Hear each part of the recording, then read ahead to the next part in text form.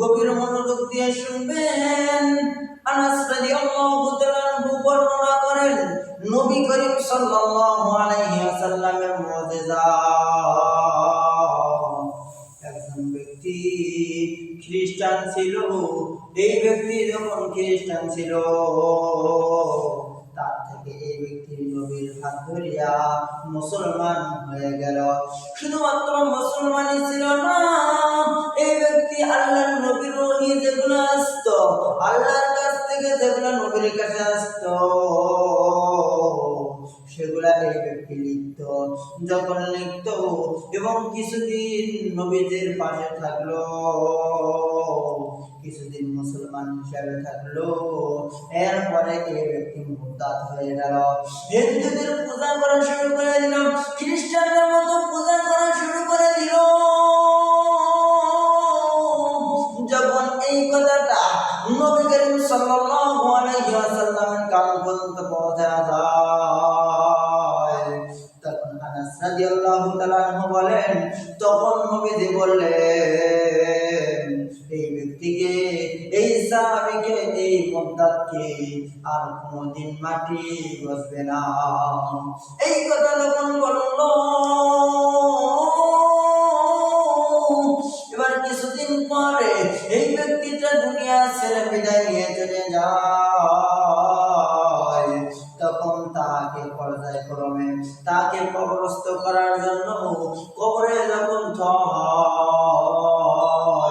জানাজা করার পরে কবরে যখন রাখা হয়, এই রাখার পরে যখন তাকে কবর রাখা হয়, তখন তাকে কবর গছে না। কবর রাখা মাত্রই তাকে কবর থেকে বের করে দেয়, চট্টগ্রামে বের করে দেয়। এরকম ভাবে একবার নয়, দুইবার নয়, তিনবার চেষ্টা করা হয়েছে, কিন্তু তাকে কোনোভাবে ধোয়া যায় নাই। এবার কি করলো, পর্যায়ক্রমে ওই ব্যক্তি কবরের পাশে হয়েছে। এবার ওই এলাকায় আনাস রাদিয়াল্লাহু তাআলা যখন চলে গেলেন, যাওয়ার পরে দেখতেছেন কবরের পাশে লাশ। এবার বলতেছেন, তাদের এলাকার মানুষকে ডাকিয়ে বলতেছেন, তোমরা কি এই লাশটাকে দাফন করো নাই? এবার বলতেছেন, হ্যাঁ, আমরা দাফন করেছি, তবে একবার নয়, দুইবার নয়, তিনবার দাফন করেছি। তখনও এক মাটি গছতেছে না, কবর থেকে বের করে দেয়। যখনই আমরা কবরের ভেতরে রাখি, তখনই তাকে কবরের ভেতর থেকে বের করে দেয়।